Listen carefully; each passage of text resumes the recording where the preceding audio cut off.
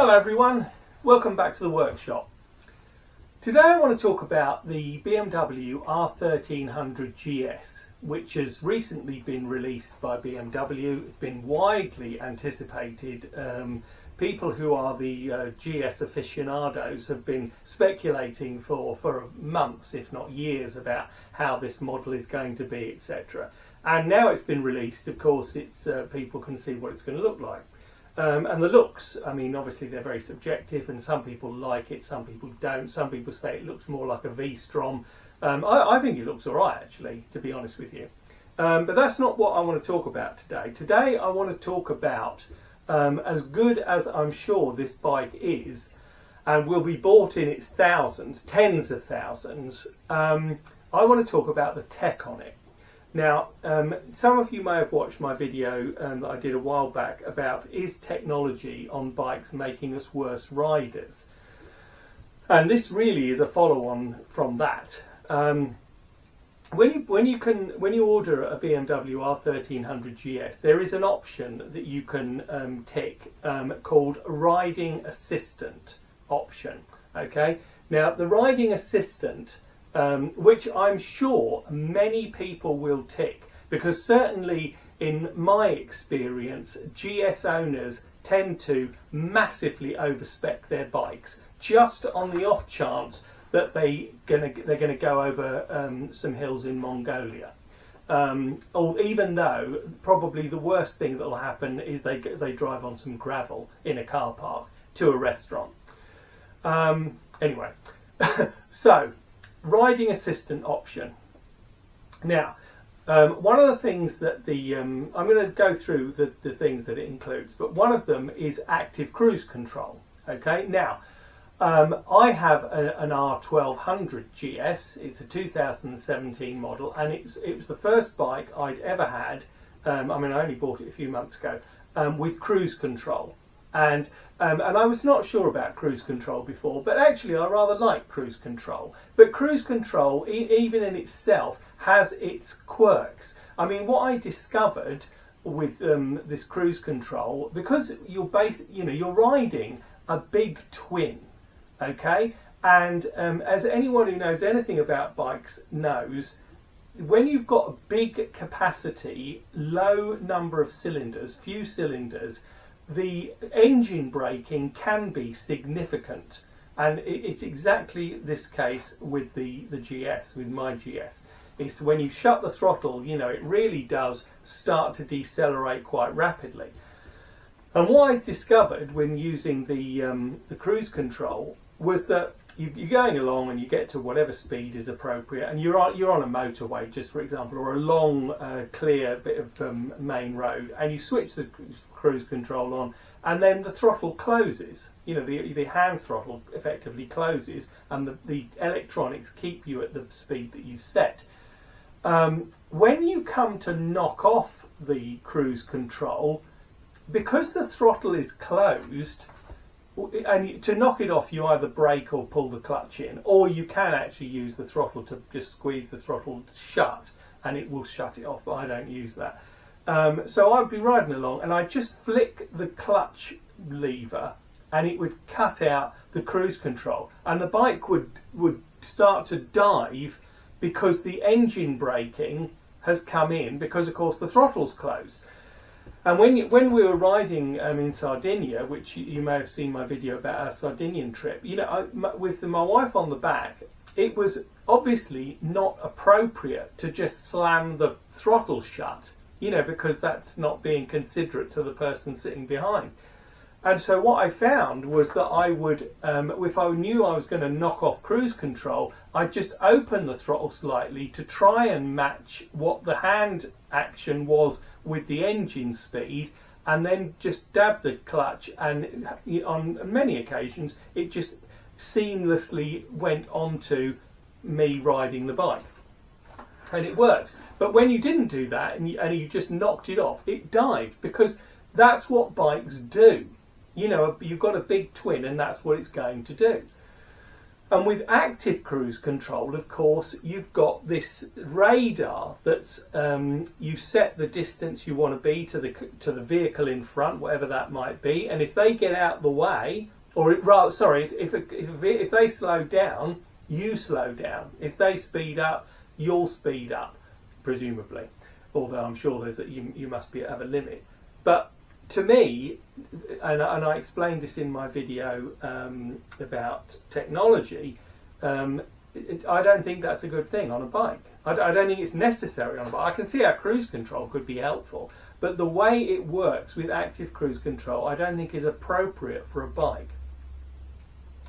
The next thing that is included in this rider assistant option is front collision warning with braking intervention.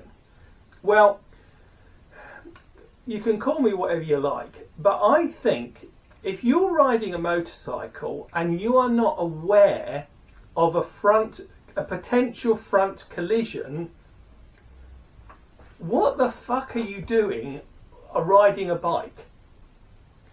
If you're in a car and you have some kind of medical emergency, so you're riding along in your car and it's on cruise control, just for argument's sake, and you have a medical emergency like a heart attack or a stroke or whatever, and you are unable to control the vehicle, I can totally see how front collision warning with braking intervention could prevent you from dying from the car crash, not from whatever medical emergency you're currently suffering from, because you're stable. Now, if you had a medical emergency, for example, on a bike, you'd fall off, or you'd come to a sticky end because you're on a two-wheel vehicle that doesn't stay up on its own. So the idea of front collision warning with braking intervention, I don't get it. I just don't get. Why would anyone think that this technology, which in a car might be useful, should be transferred to a bike?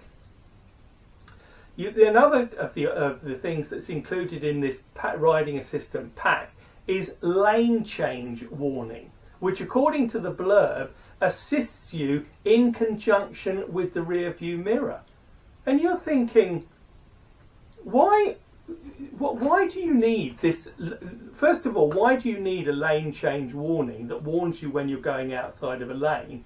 And why do you need something that's going to effectively be blind spot monitoring? I mean, if you're riding a bike, you should be aware of what is around you.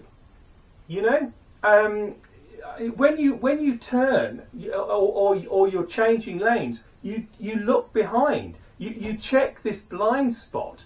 If you're going to start relying on the bike to tell you whether it's okay to change lanes, what happens when it goes wrong?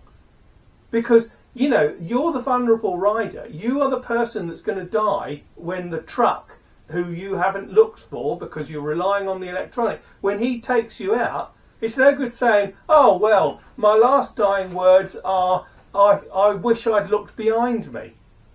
I mean, it's bloody mad. It's absolutely madness. And the thing is, what I want to know is, where is this tech heading? Why are we having all this unnecessary, what in my view is completely unnecessary tech? Because what you're basically saying, I mean, BMW, presumably, one could argue, that their purchasers, their target market, is lazy, not very good riders. Because if they were riders that weren't lazy and they were actually interested in being a good rider, they wouldn't want any of this. None of this would be ticked when they order the bike. But you can bet your life that will be ticked on almost every BM that comes out, because that's what people will want. So where is the tech heading? You know, we've seen in cars, there's a move towards driverless cars, you know, autonomous cars. And to me, a self-driving car is solving a problem that doesn't exist. Now, I know that some driving, in fact a lot of driving, can be somewhat dull, because you're going to the shops, or you're going out to a restaurant, or you're going to a ferry, or whatever. But there is some driving that's very pleasurable. You might want to go into the countryside. You might want to do a track day. You might want to do a ride out a drive out into Wales in your sports car. You know, and that driving is very pleasurable. You don't want autonomous driving in that. And with bikes, most bikes these days, I mean, it wasn't like that, you know, 30, 40 years ago. 30, 40 years ago, people bought bikes because they couldn't afford a car. And some people still do for that very reason. But most bikes are bought for riding pleasure. It's the hobby. It's the enjoyment of controlling this machine and being at one with this machine on a road. So where is the tech going? You know, if the tech in cars is moving towards driverless autonomous vehicles, is that effectively where we're heading with bikes? You know, I mean, all of this stuff here, you've got to wonder, you know, should one of the options be rider? Tick. Or actually, is the rider not necessary? You know, is it an option? Because all of this tech, and all we need next from BMW is gyroscopic stabilisation. You know, it's coming, I'm sure. You know, I know that there is technology that does this. So if you had gyroscopic stabilisation on this R1300GS, you literally would not need the rider. And then you think, why do we have bikes? What is the point of having a motorcycle? Because for me, and I'm sure for thousands of other motorcyclists, it's the joy of being in control of this machine and being at one with the machine and the road and the environment, and being aware of your environment. You know, we do not need this tech. What we need is people to be better riders. And most riders are pretty good riders. You know, I mean, okay, there's some idiots out there. I mean, there is in cars. There's plenty in cars. There's some in planes, you know. But we do not need this. And I just think it's heading down a road that we don't want to go down. We shouldn't be going down. You know, if we really value the joy of motorcycling, then we don't want to be ticking this option. So that's the end. I've probably said enough. You've probably got an inkling as to my feelings on this sort of thing. If you want to watch my video on is technology on bikes making us worse riders, I'll put a link at the end of this video. But anyway, in the meantime, I hope you enjoyed me rattling on in the workshop again. If you did, please like and please subscribe if you'd like to hear me talk about other stuff. And I'll see you next time. Thanks very much for watching.